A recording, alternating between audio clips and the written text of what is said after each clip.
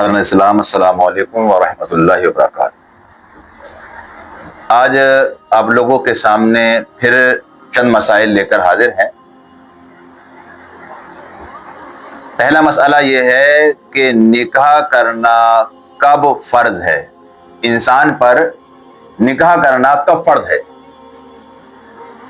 ویسے تو نکاح کرنا سنت ہے، لیکن کیا ایسی بھی کوئی صورت ہے کہ انسان پہ نکاح کرنا فرض ہو؟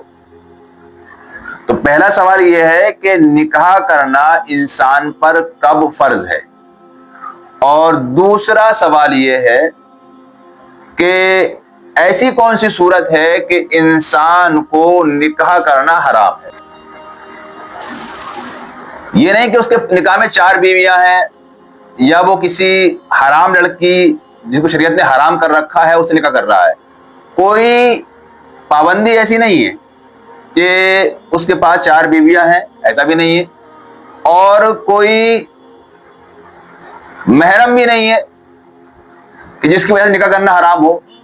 مطلب غیر محرم ہے اور اس کے باوجود وہ اس سے نکاح نہیں کر سکتا، اس کے لیے نکاح کرنا حرام ہے۔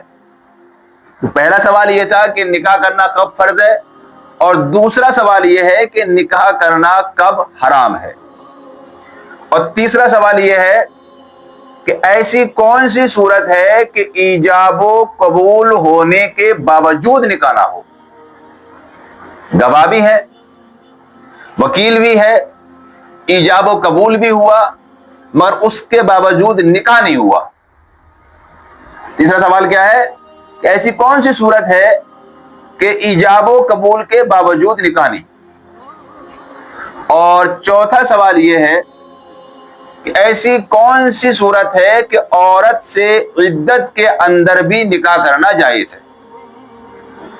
چوتھا سوال، ایسی کون سی صورت ہے کہ عورت سے نکاح کے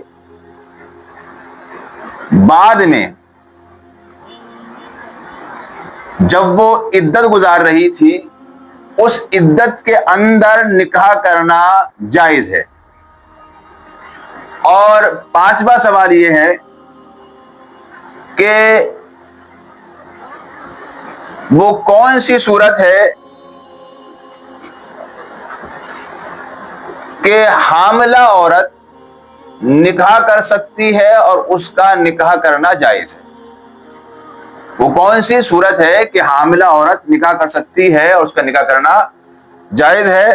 چھٹا سوال ہے کہ کس شخص کی گواہی سے نکاح نہیں ہوگا، کس شخص کی گواہی سے نکاح نہیں ہوگا۔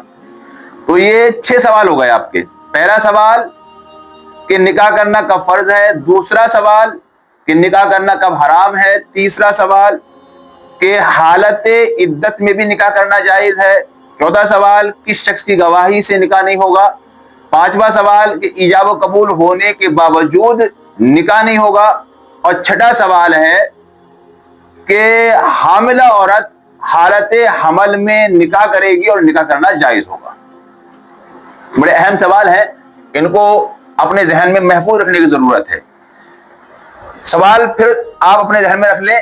پہلا سوال، نکاح کرنا کب فرض ہے، نکاح کرنا کب فرض ہے؟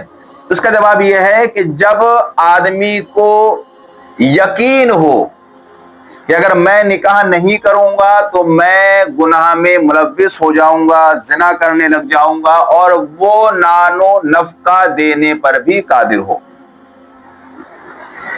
ایسا کوئی ویکتی جسے یقین ہے، بھروسہ ہے کہ وہ نان و نفقہ دے سکتا ہے، اور اس کے باوجود وہ نکاح نہیں کر رہا ہے، اور اس کو یہ ڈر بھی ہے کہ نکاح نہیں کروں گا تو خود پہ کنٹرول نہیں کر پاؤں گا اور میں گناہ کے اندر ملوث ہو جاؤں گا، زنا کر بیٹھوں گا، تو اب ایسے شخص کے لیے نکاح کرنا فرض ہے۔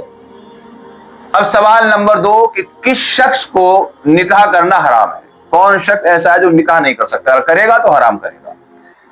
تو اس سوال کا جواب یہ ہے کہ وہ شخص جس کو یقین کامل ہو کہ وہ نان و نفقہ نہیں دے پائے گا اور عورت کی وہ ضرورتیں جو اس سے متعلق ہوتی ہیں انہیں پورا نہیں کر پائے گا۔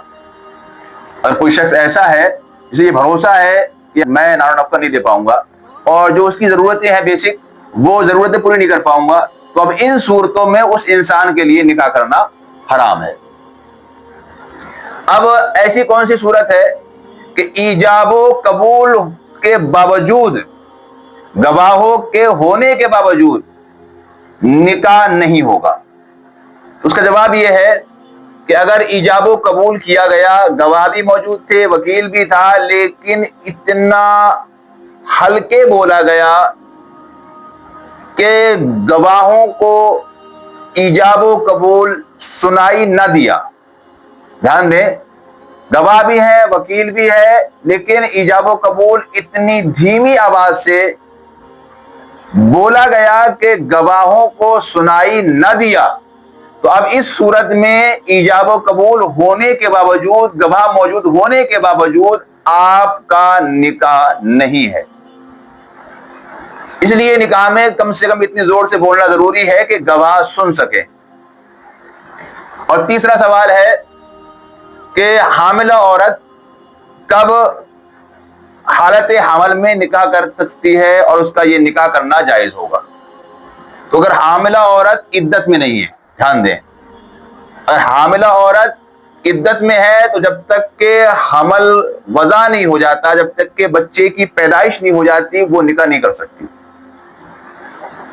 اور عورت حمل سے ہے، پیٹ سے ہے، مگر وہ طلاق یافتہ نہیں ہے، طلاق یافتہ نہیں ہے، ہاں پیٹ سے ہے، پیٹ میں بچہ ہے، تو اب وہ کسی دوسرے شخص سے نکاح کر سکتی ہے اور یہ نکاح جائز ہوگا. اب سوال رہتا ہے کہ نکاح کے بعد وہ دونوں ہم بستری کر سکتے ہیں، مل سکتے ہیں کہ نہیں مل سکتے؟